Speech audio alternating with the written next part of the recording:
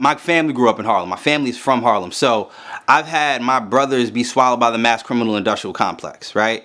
At a time when which education was breaking down and people were forced to do things that were not of their best interest, specifically sell drugs, right? So I've had brothers have to do things that, and I've had the conversations with them that they wish they didn't, have to do. But at that time, they felt they were literally forced. They couldn't go to school because they didn't have clean clothes. They were hungry at nights, going to sleep, eating dreams, literally eating dreams. And then have to go to school the next day and try to learn something. It's almost an impossible task, right? So then they become, all right, what's around me? What can I do to make money? Because I realized something. Being poor in America is one of the hardest things to do in this country.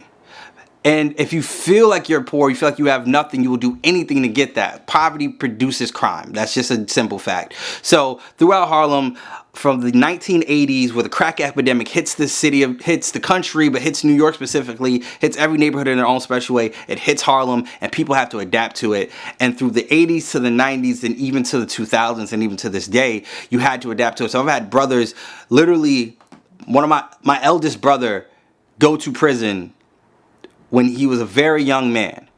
And hopefully with the repeal of certain RICO laws, he'll be able to get out sooner than that, but he won't see the light of day till he's a much older man than when he went in as. His life will be prison.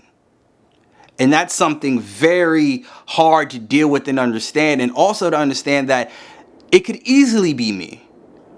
I think one thing that I've learned, that many black folks learn, is that I can see myself in someone else because it can easily be me.